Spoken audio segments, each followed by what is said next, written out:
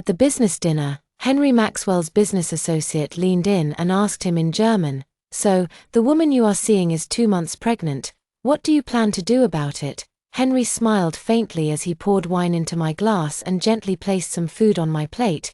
Then, still in German, he replied with ease, "Elise does not like children. I will have Chen Yuxuan keep the baby and raise it abroad. Consider it my legacy." I sipped the red wine, trying to steady myself.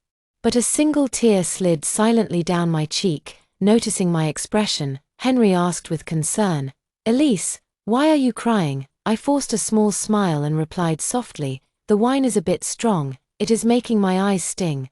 But this wine was smooth, with low alcohol content. My tears had nothing to do with the wine. It was because I understood every word of that conversation. Henry must have forgotten. I was once a top student majoring in German. He had only started learning the language to impress me when we met. As I returned from my thoughts, I found Henry leaning toward me, one arm draped casually over the back of my chair. 2 buttons on his collar were undone. A faint splash of wine stained his fingertips, and his sleeve carried the clean scent of cedar. "What are you thinking about?" he asked with a warm smile, his cufflinks catching the sunlight and sending a glint across my lashes. I reached for my wine glass. But before I could lift it, his hand gently closed around my wrist. His palm was warm, firm against my pulse, the fabric of his shirt sleeve brushing my skin, wrapped in the familiar scent that once comforted me. "Let me take care of things like this," he said. Then he brought the glass to his lips and took a sip from where I had held it, his Adam's apple moving with a quiet gulp. A cool trace of mint lingered from the cocktail he had prepared that morning.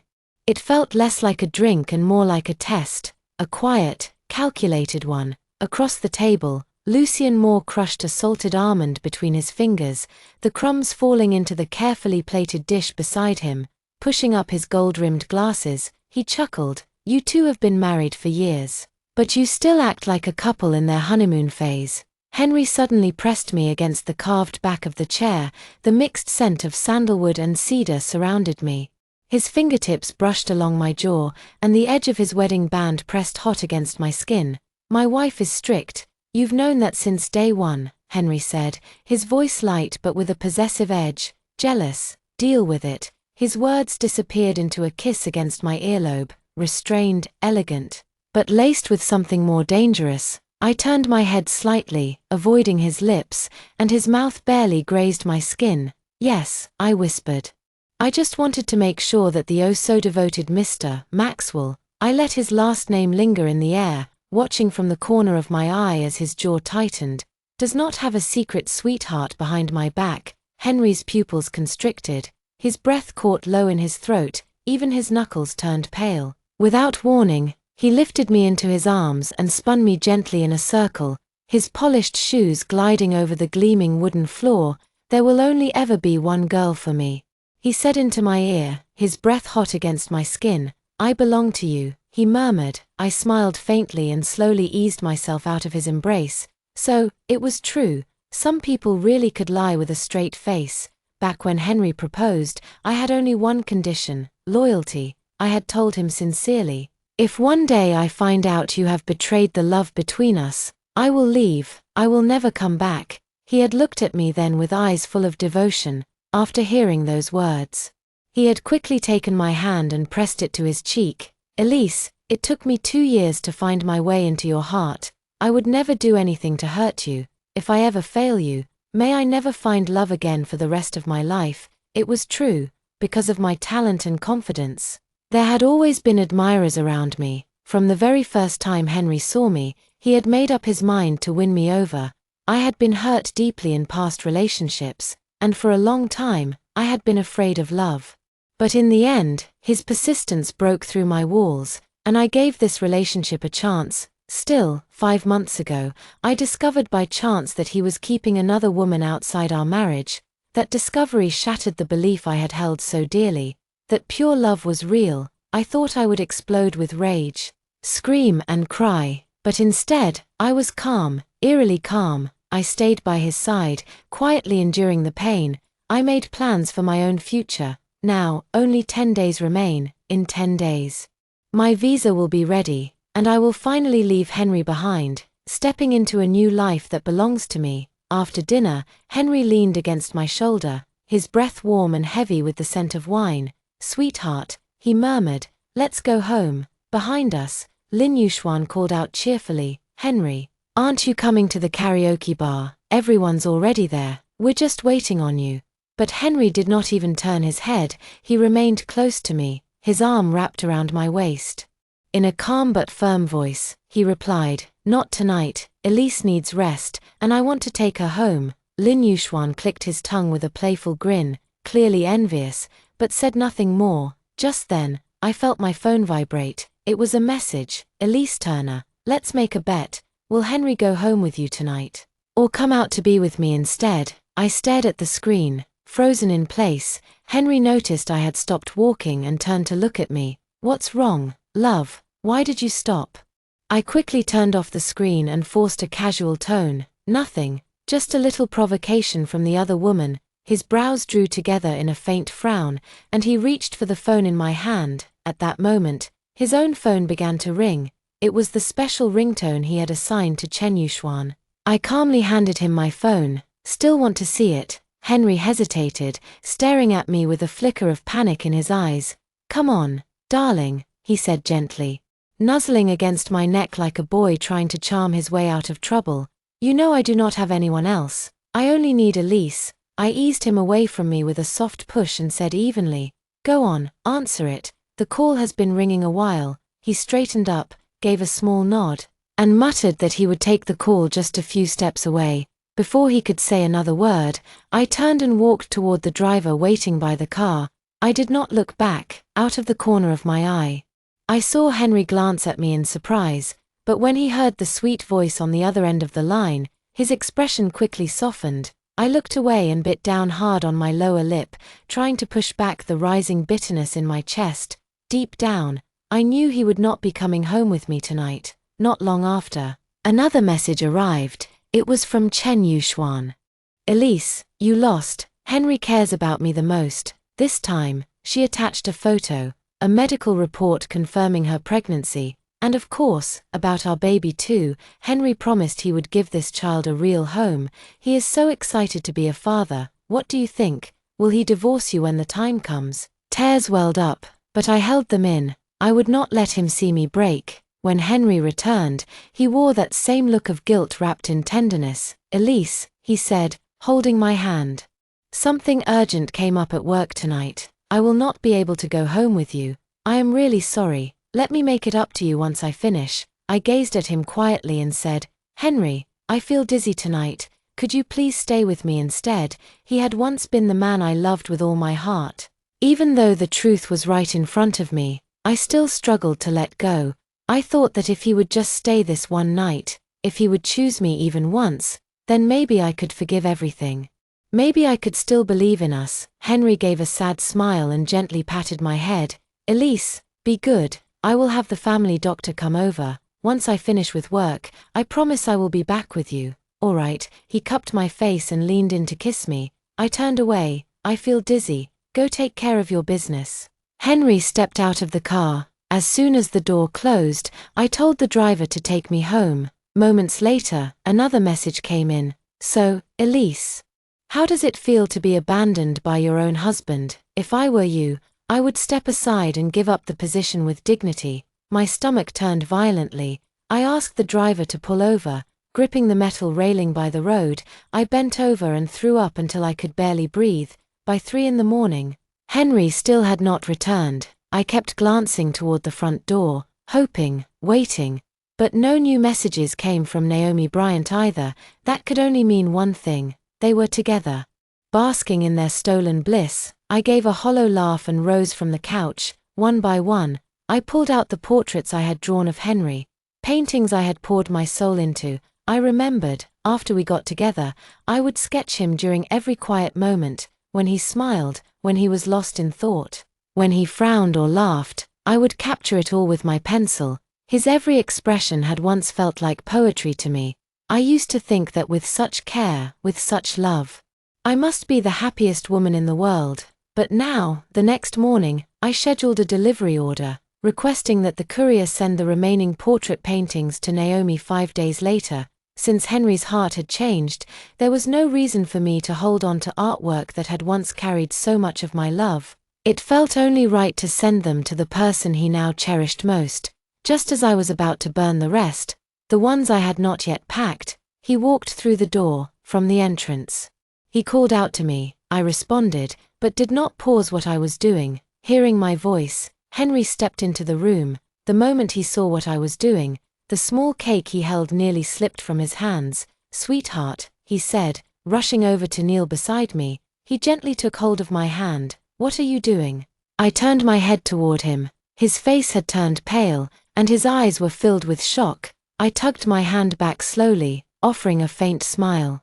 "I suddenly thought I might try roasting marshmallows using these paintings as kindling," I said softly. "I heard the flavor takes on a special smoky scent when the fire comes from something meaningful." Henry froze, his hand lingering in midair, eyes wide with disbelief. "Please," he stammered, "please don't joke like that. These paintings, they are priceless." I looked up at him again, this time with a calm, detached smile. "Priceless," I murmured, "to me.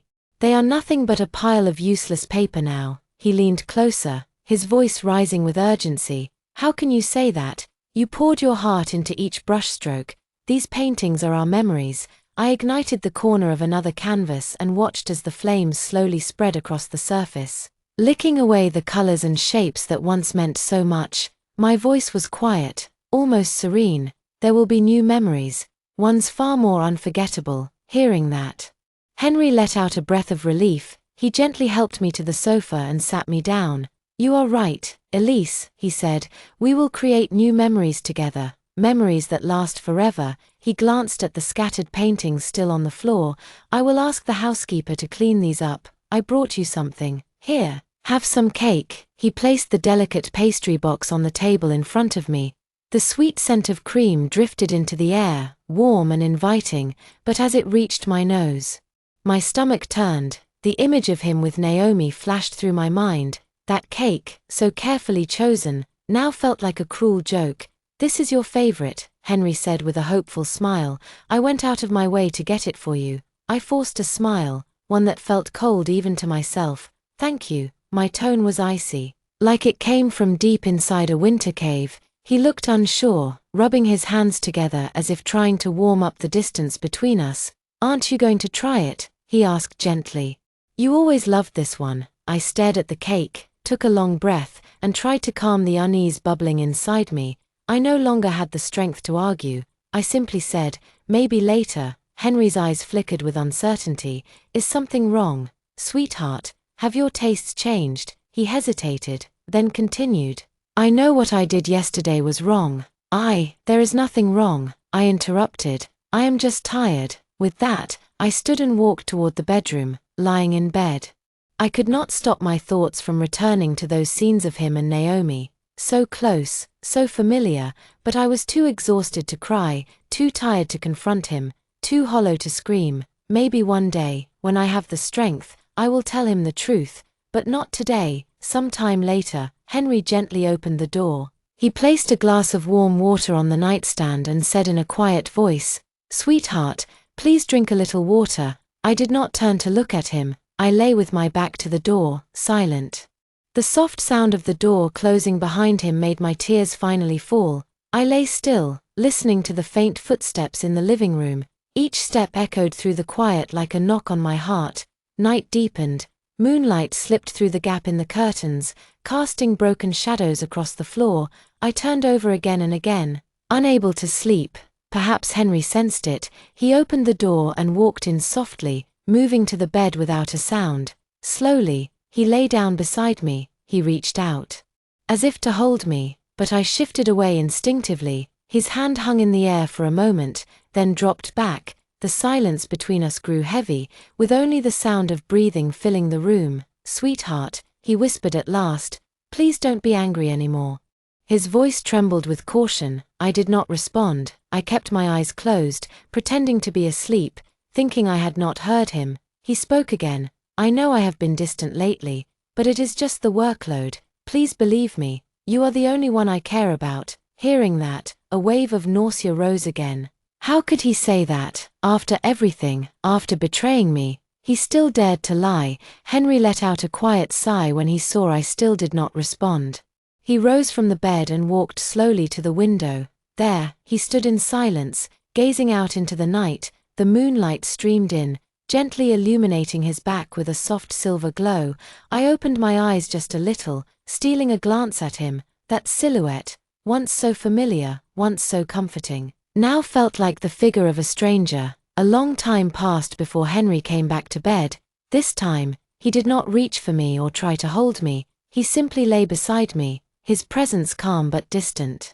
I could feel his gaze resting on me, heavy and quiet, but I kept my eyes fixed forward and never turned to meet his. The next morning, sunlight crept through the narrow gaps in the curtains, falling softly across my face. I opened my eyes slowly. The space beside me was empty. Henry was gone. I walked out to the living room. On the table sat a warm breakfast and a small note in his familiar handwriting.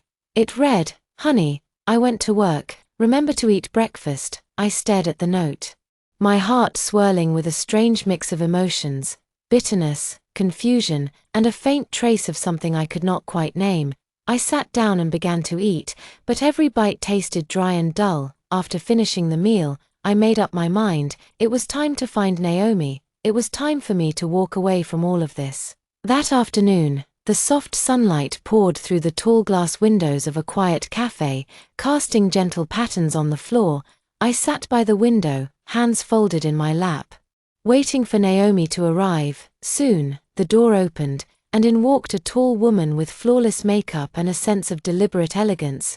Naomi wore an expensive dress, and her face was lit with smug satisfaction. Her eyes sparkled with challenge and mockery. She sauntered over and sat across from me, folding her arms across her chest, with a smirk tugging at the corners of her mouth. She said in a sharp voice, "So, why did you ask to see me? Have you finally come to your senses and decided to give Henry to me?" I met her gaze, calm and unshaken. My voice was quiet but firm as I replied, "Yes, I have decided to leave Henry." For a moment, Naomi looked genuinely surprised, but the expression vanished as quickly as it appeared. She leaned back with a sneer and let out a shrill laugh. "Well, at least you are not as stupid as I thought," she said. "Let me tell you something. Henry stopped loving you a long time ago. He loves me. He loves the child I am carrying." A flicker of disgust stirred in me, but I kept it buried deep. I took a breath, steadied myself, and replied, "If that is how it is, then I see no reason to hold on any longer. I wish you both well." Naomi scoffed and rolled her eyes, her tone dripping with contempt. "We will be more than fine. But do not think for a second you will get a penny of Henry's money. Everything belongs to me and this baby." I smiled, just slightly. A soft curve of the lips without bitterness. "I do not care about the money. I just want my freedom. I want a new beginning." Her eyes widened as she stared at me, clearly thrown off. "Are you insane? That money is rightfully yours. You are really going to just walk away from it all?" I shook my head slowly, the weariness in my heart showing through my voice. "Money no longer matters to me. I have already lost too much in this marriage. Now, it is time to find myself again." Naomi looked at me like she was trying to solve a riddle she could not understand. There was disbelief in her eyes, as if she could not grasp the idea of someone choosing peace over possession. "You are strange," she said finally, "but it does not matter. Henry is mine now." I looked at her, her face so full of victory, her confidence blooming like weeds, and yet, I felt no anger, only a deep, quiet sorrow. Once, I believed Henry would be my partner for life. I thought we would grow old together, side by side, but that dream was gone now, like smoke fading into the night. "Congratulations," I said softly, "you got what you wanted." My voice held no emotion. It was like I was talking about someone else's story, not my own. Naomi beamed, her hands resting proudly on her stomach. "Thank you. When the baby is born, the three of us will be the happiest little family." I looked at her and said nothing. My heart felt heavy. Once upon a time, I had dreamed of a child too, a child that Henry and I would raise together, filled with laughter and love. But now, all of that was gone. "I hope you find happiness," I said gently. Offering her a faint smile that came from somewhere very far away, Naomi narrowed her eyes and gave me a dismissive glance. Save your fake kindness. Do you think I will be grateful just because you said that? I paid no attention to her mocking tone. I just sat there quietly, my gaze drifting out the window. People moved along the street, each of them caught up in their own busy lives, and I realized, perhaps it was time for me to begin living mine again too. I stood up slowly, smoothing the front of my blouse and lifting my chin with quiet determination. By the way, I said calmly, please keep an eye on Henry over the next few days. I would rather not have him showing up in front of me. Naomi looked at me with a smug grin, her voice filled with pride as she replied, you do not need to worry. Henry will stay with me anyway. After all, I am the one he loves now. I did not say another word. I simply turned and walked toward the door. As I stepped outside, the sunlight touched my shoulders. In that moment, I felt a weight lift, a sense of lightness and freedom washed over me, unlike anything I had felt in a long time. But when I returned home, that feeling quickly vanished. I dropped onto the sofa like a puppet whose strings had been cut. My eyes stared blankly at the ceiling above. Images of Naomi's triumphant expression played over and over in my mind, each one like a blade slicing deep into my heart. The silence in the room was almost unbearable. The ticking of the clock on the wall seemed to echo louder with every second, as if marking the emptiness I felt inside. Time itself seemed to pause, and all that remained was my pain, stretching endlessly. I did not know how long I sat there like that. Eventually, the soft sound of a key turning in the door broke the stillness. Henry walked in, his face weary and drawn, the dust of the day still clinging to his coat.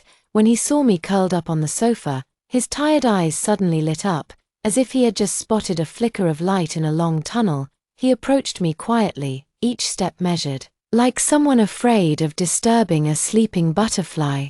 Gently, he knelt down beside me. Sweetheart, he said in a soft, low voice that felt like the breeze on a warm spring afternoon.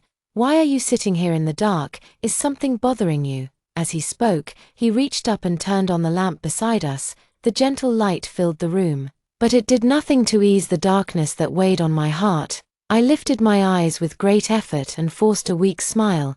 It looked more like I was about to cry than anything else. I am fine, I said hoarsely, my voice so soft it barely sounded like mine. Just tired. Henry looked at me with deep concern.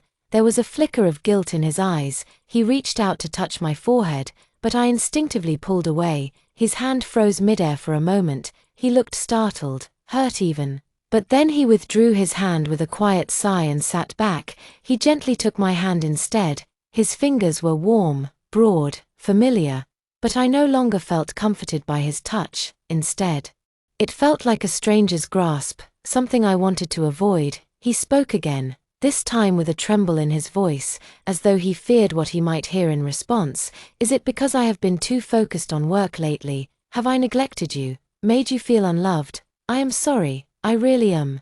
Once I finish everything on my plate, I will stop running around so much. I will stay home with you. We can go see a movie, take a walk in the park, do anything you like.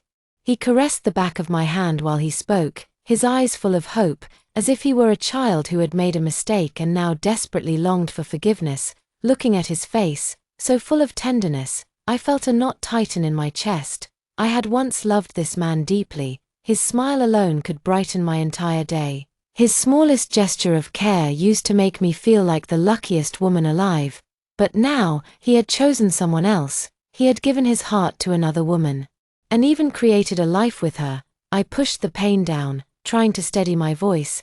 There is no need, I said calmly. You should focus on your work. I can take care of myself. His brow furrowed instantly, his worry plain to see. Then, all at once, he stood up, walked a few steps away, and turned back to look at me. His expression was a mixture of frustration and helplessness. A moment later, he came back, knelt again beside me, and gently took hold of my shoulders. Elise, he said firmly, please do not say that. Nothing is more important to me than you. I know I have not shown it enough lately. I have made mistakes, but if something is hurting you, if you are upset, do not keep it inside. Yell at me. Tell me how you feel. Just do not suffer alone. It breaks my heart to see you like this. His voice cracked. I saw the tears beginning to form in his eyes. Seeing his pain only made my own more unbearable.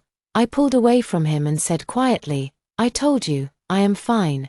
Just let me be. I need some time alone." Henry let out a long, heavy sigh. His eyes dimmed, full of disappointment and sorrow. He stood up slowly and walked around to the other end of the sofa, where he sat down without saying another word. The room fell into silence again. Only the sound of our breathing remained, barely audible in the still air. I stared out at the night beyond the window, thoughts swirling endlessly in my mind. I picked up my phone and sent Naomi a message. "Find a way to get Henry to come to you." Just a few seconds later, Henry's phone, resting on the coffee table, began to vibrate. The screen lit up with the word "office." Henry cast a quick glance in my direction, then snatched up the phone. He hesitated for a moment, thumb hovering over the answer button, before flipping the screen face down and placing it back on the table. But the call did not stop. The ringing continued, persistent and sharp, like a relentless summons that refused to be ignored. Henry's expression grew darker with every ring. Tiny beads of sweat began to form on his forehead. His eyes darted nervously from place to place, and his fingers twitched as if he could barely remain seated. I sat quietly and watched him, my heart heavy with irony and sorrow. This was the man I had once trusted with all my heart, and now, right before my eyes, he was unraveling in panic over another woman. Finally, I spoke in a cold, steady voice.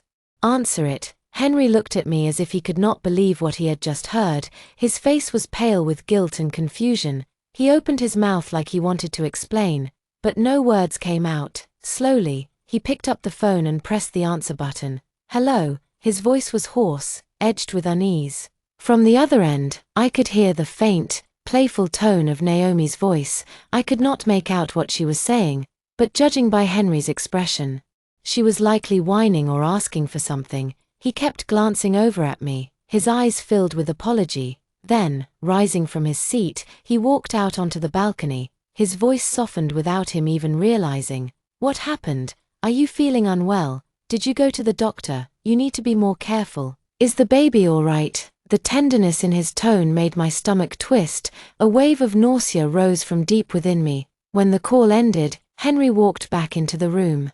Cautiously watching my face, he looked apologetic, almost sheepish. "I am sorry, sweetheart," he said. "Something urgent came up at work. Once I finish up, I will make it up to you. I promise." I looked at him calmly. "All right, go take care of it." Henry blinked, clearly surprised by how composed I was. He reached out as if to hug me, but I stepped away. "You should go. The baby is important," I said quietly. Henry's face turned white as a sheet. "Darling, please, let me explain. This." He stood there, his lips trembling, unable to string a single sentence together. "It is all right," I said, my tone gentle but distant. "She is a client, right? A little concern is only natural." I even helped him finish the excuse, perhaps sensing that something was wrong. He suddenly lunged forward and wrapped me in a tight embrace. "I am sorry, my love. I really do love you." With that, he grabbed his coat and walked out the door without looking back. I wasted no time. I contacted my lawyer and asked for a divorce agreement to be drawn up. As night fell and the city lights flickered on, I sat alone on the sofa, waiting for Henry to return. Time passed slowly. Eventually, I heard the jingle of keys at the door, the lock turned, and the door creaked open. Henry stumbled in, reeking of alcohol. His shirt was wrinkled, his hair a mess, and his eyes glassy and unfocused. He spotted me sitting on the sofa and tried to muster a smile. "Babe, I am home," he slurred. I rose to my feet and walked over to him, catching his swaying body before he collapsed. He leaned heavily against me, muttering under his breath, "Work, so much going on, drank way too much with clients." I looked at the man in front of me. There was no pity in my heart, only a deep and quiet disappointment. I helped him onto the sofa and went to pour him a glass of water. When I handed it to him, he took the cup but spilled some on his shirt. He gave a sheepish smile, like a child who knew he had done something wrong. I took a deep breath, steadying myself. Then I bent down and pulled out a document from beneath the coffee table. I placed it in front of him and said in a calm voice, "Here, sign this." Henry squinted at the paper, his vision foggy with drink. What is this? He mumbled. I swallowed the tightness in my throat and answered casually, something from the office. I already checked it, nothing serious. Just sign it quickly, they need it first thing tomorrow. Henry did not question it, he picked up the pen, and with a shaky hand, scribbled his name across the bottom. Once he was done, he dropped the pen and leaned back against the sofa, closing his eyes. I looked down at the divorce papers, now signed and sealed, and a wave of joy quietly surged through my chest. Still, I kept my expression calm and composed, not allowing even the smallest flicker of emotion to show. Carefully, I folded the document and tucked it away, as if holding on to my final hope for a new beginning. My eyes drifted to Henry, passed out on the sofa, his face relaxed in drunken sleep. So many thoughts rushed through my mind. This marriage had felt like a long, bitter nightmare. But now, I finally held the key to waking up, gripping the signed agreement tightly in my hand. My heart began to settle for the first time in what felt like forever. Still, the visa would not be ready for another 2 days. And until then, I needed to keep Henry calm, keep him close. I had to be cautious.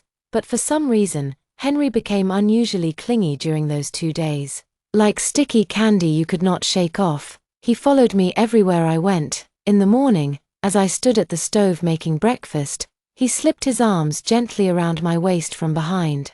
Resting his chin on my shoulder, "You always make the best breakfast," he mumbled, voice thick with affection. At night, when I tried to relax on the couch and watch television, he would sit so close I could hardly move, holding my hand and refusing to let go. Inside, I felt like a kettle about to boil over. Every passing moment made me more anxious. I could not risk letting things fall apart before the visa arrived. With no other choice, I texted Naomi again. "Keep Henry busy. Do not let him hang around the house too much." It did not take long before she replied, her message laced with mockery. Well, looks like the worn-out little wife still needs my help. How pitiful. But fine, for Henry's sake, I will play along." Then she sent me a string of photos. In them, she and Henry were smiling like they had no care in the world. His arm was draped around her waist, his eyes full of affection. My heart tightened at the sight. Still, I forced myself to stay composed. Swallowing the rising anger, not long after, Henry's phone began to ring. He glanced at it, then looked at me hesitantly, unsure of what to do. I offered him a soft smile and said gently, "You should go. Work matters come first." Henry nodded and headed to change clothes, but just as he reached the door, he turned back with a hopeful sparkle in his eyes. "Sweetheart," he said, "my birthday is in a week. Did you get me a present?" I smiled warmly. "Of course, it is already prepared. Now go to work. You will get your surprise when the time comes." Satisfied, he gave a nod and walked out the door. Once he was gone, I let out a long, deep breath. But I knew these next 2 days would be crucial. Every minute had to be carefully managed. Only after receiving the visa could I finally break free. Finally begin the life that truly belonged to me. Then, the day before the visa was set to expire, I got the message I had been waiting for. My visa had been approved. My hands trembled as I read the notification. In that moment, it felt like the dawn of freedom was finally breaking through the clouds. Just one more task remained before I could walk away from Henry for good. The women's hospital. I stepped through the doors, and at once the sharp, sterile scent of disinfectant filled my lungs. It clung to everything. Walls, air, memory, wrapping around me like an invisible net. I took a deep breath, trying to still the rapid beat of my heart. At that moment, Naomi appeared around the corner. I instinctively turned, wanting to walk away, but she had already seen me and was striding toward me with purpose. Her makeup was flawless, her heels clicking against the floor with confidence. She folded her arms and gave me a long, slow once-over, her eyes filled with contempt. With a smirk tugging at the corner of her lips, she said with a mocking lilt, "Well, look who it is, the Barren Queen herself, gracing the OBGYN with her presence. What is the matter? Hoping to cure that little infertility problem of yours?" Her voice was shrill, and the echo of her words rang through the hospital corridor. I looked at her quietly, my face calm and still. without a trace of emotion. Her insults meant nothing to me now. They were like a breeze brushing past my ears, irrelevant, unimportant. But inside, my thoughts drifted back to a memory I had buried deep. There had been a time, not so long ago, when I lost a child. It happened during an accident.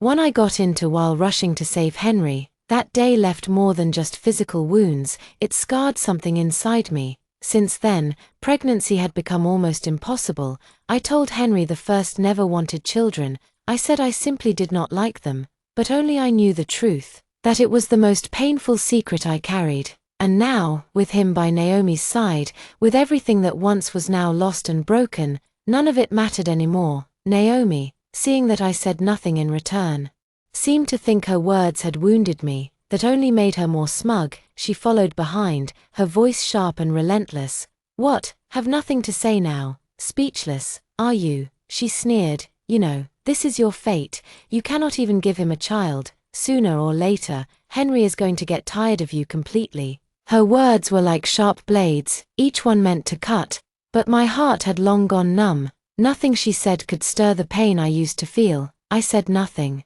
Kept walking steadily toward the doctor's office, my back straight, my steps unwavering.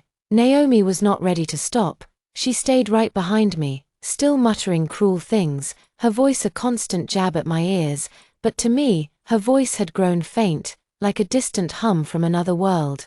I had already shut her out. Finally, I stepped into the consultation room and sat down across from the doctor. I calmly explained my situation, every detail clear and measured. The doctor listened attentively, nodding as he took notes. After a moment, he began to arrange the procedure. His voice was gentle as he asked, "Are you absolutely sure you want to go through with this? It is not a small decision."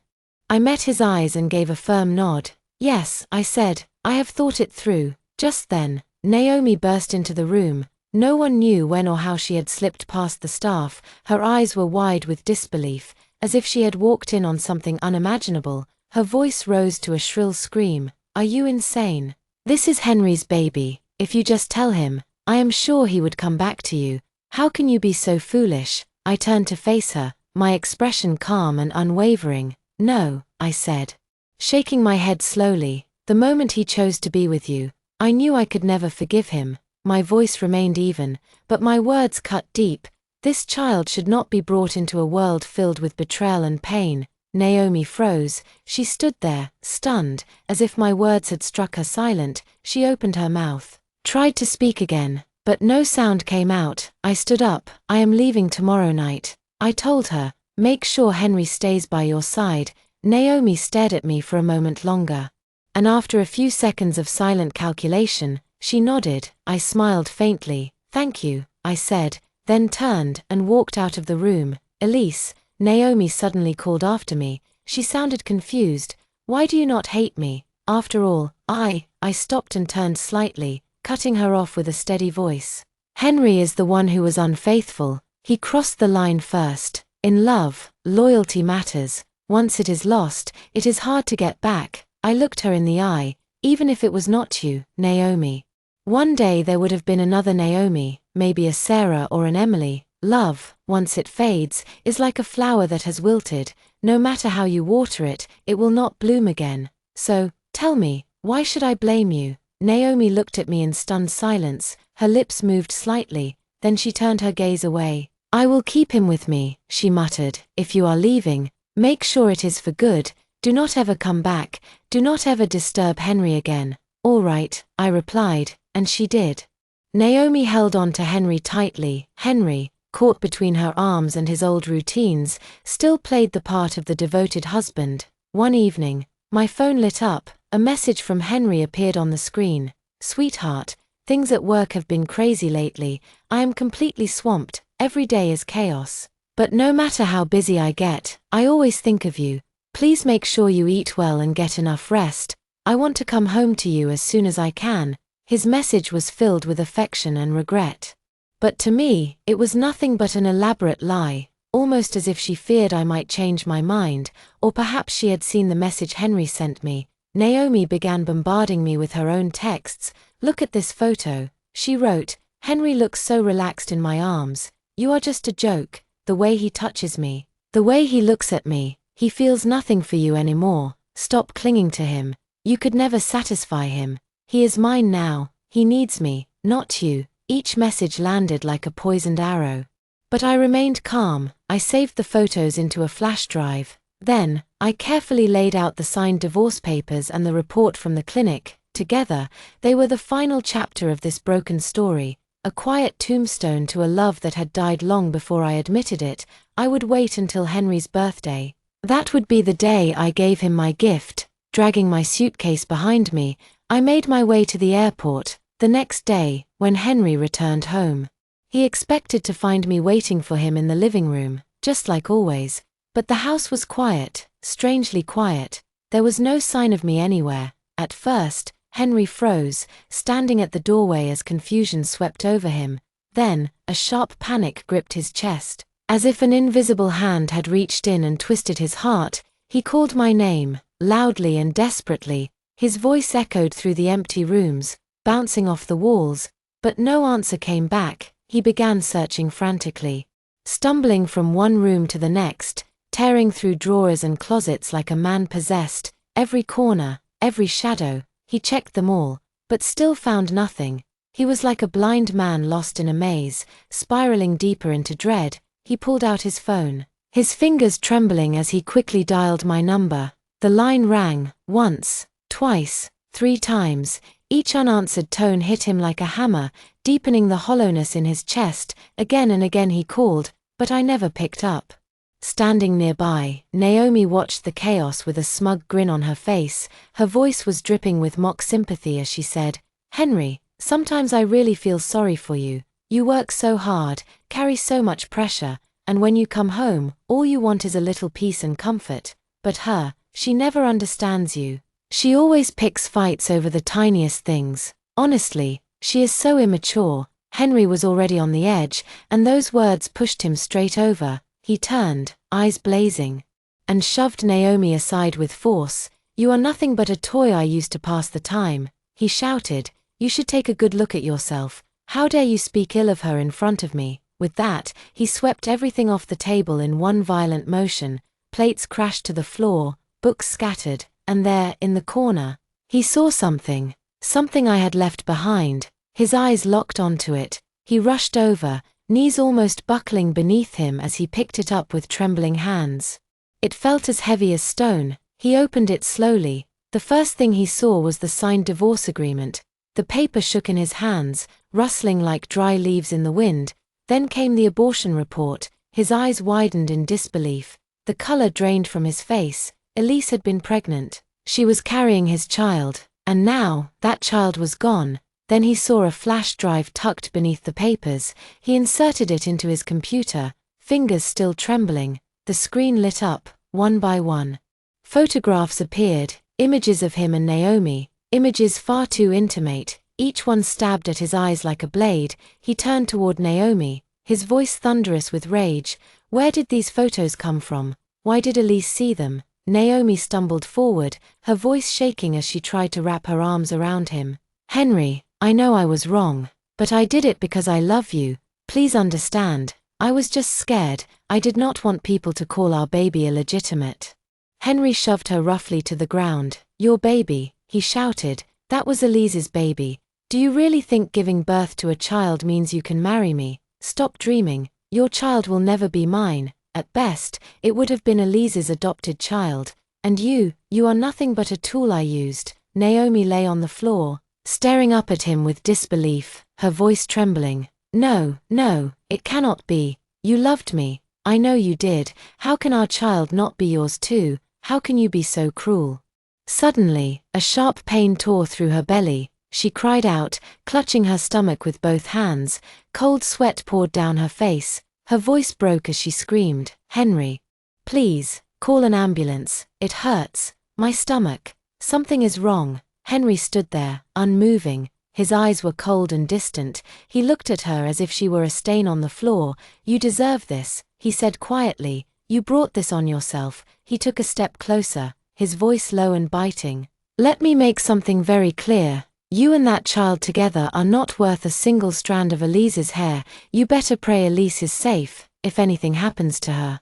I will make sure you live to regret every breath you take." Without another word, he turned and walked away. He did not look back. Naomi was left writhing in pain on the cold floor, her cries fading into silence. As soon as the plane landed, I saw my best friend waiting for me. Her eyes lit up the moment she spotted me. She rushed forward and wrapped me in a tight hug.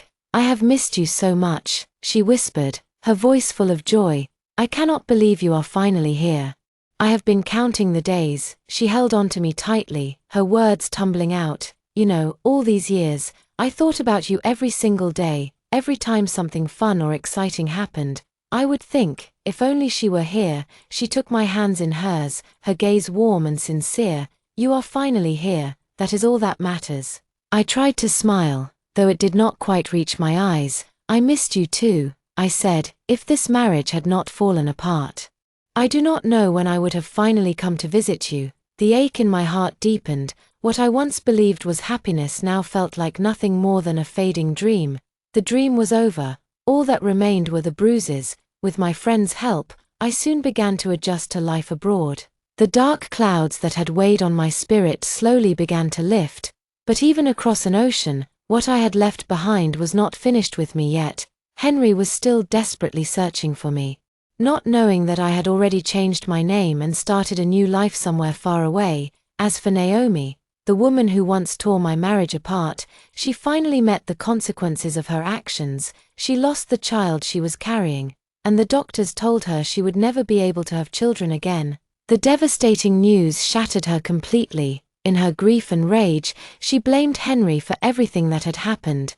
Then, on a sunny day that seemed peaceful but hid danger beneath its warmth, Naomi made a reckless decision. She waited along the road Henry took to work each day, and without warning, she drove straight into his path. Henry was critically injured and fell into a coma. When he finally regained consciousness, he learned he would never walk again. Soon after, his parents managed to track me down. They asked me to return and visit him, hoping that seeing me might bring him some comfort. All the memories of betrayal came flooding back, painful and sharp. But I also remembered how kind Henry's parents had always been to me. They were never cruel, never cold. For their sake, I decided to return. Just once, stepping back onto the soil I once called home, I felt a heavy weight in my chest. The place was so familiar, and yet, so changed.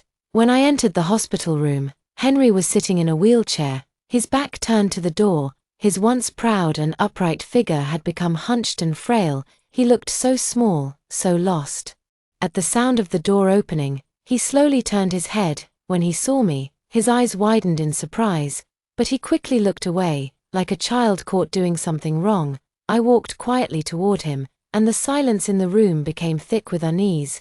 With his head bowed low, Henry spoke in a soft, hoarse voice. "You came." I drew in a steady breath and replied gently, "Yes, I came to see how you are." His lips trembled as if he wanted to say more, but he held back. After a pause, he finally said, "Look at me now. I am not the man you once knew. You deserve better. I hope the rest of your life is peaceful and happy." His words were calm, but I could hear the sorrow underneath. It was not bitterness or anger, just the quiet acceptance of loss. I looked at him, and strangely, the old feelings of love and hatred were gone. All that remained was something quieter, more complicated. I said softly, "What is done. Just take care of yourself from now on."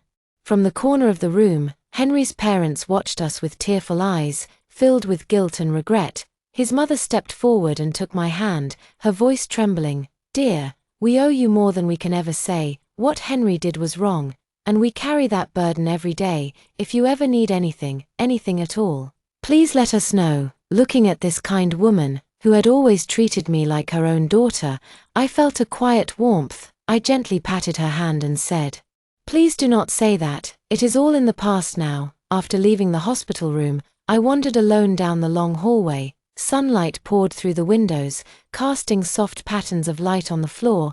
I closed my eyes and let the warmth sink into my skin. A strange peace settled in my heart. That broken marriage had once felt like a violent storm, tearing me apart, but now, looking back, I realized it had made me stronger. I had survived the wreckage and was still standing, back overseas.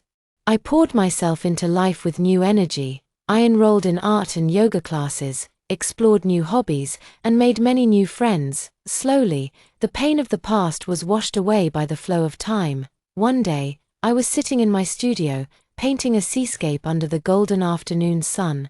My brush moved lightly across the canvas as I painted the sparkling water and distant horizon. Just then, my best friend walked in. She watched me for a moment, then smiled. "You look amazing," she said.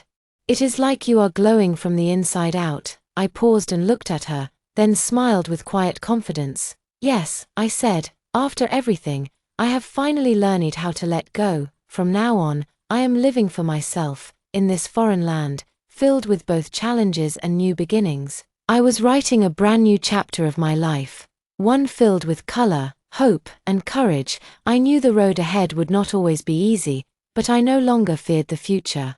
I had stepped out of the shadows and into the light. That failed marriage, once filled with heartache, had now become a part of my story. It taught me something valuable, that only by facing the past head-on can we truly embrace the future. As the days went by, my life abroad became more stable. I found joy in my art and comfort in the quiet rhythm of my days. Sometimes, I would catch myself standing before a finished painting, watching people admire it.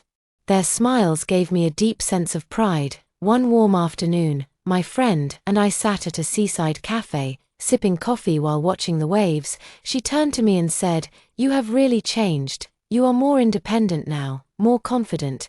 You finally know how to love yourself." I smiled and nodded. Yes. After everything I have been through, I owe that much to myself. From now on, I am going to enjoy every moment of my life. The sea sparkled under the sunlight. Out on the horizon, sailboats drifted peacefully across the water, heading toward destinations unknown. As I looked at that vast, open sea, my heart filled with quiet hope. I knew my life would be just like those waters, sometimes calm, sometimes rough, but always moving forward, and with courage in my heart, I would keep walking toward my own happiness. No matter how far it lay ahead. Thank you for watching today's story. If you enjoyed this video, please give it a thumbs up and share it with your friends. We'd love to hear your thoughts in the comments below, so feel free to share your opinions, and don't forget to subscribe to our channel for more great stories. We'll see you in the next video.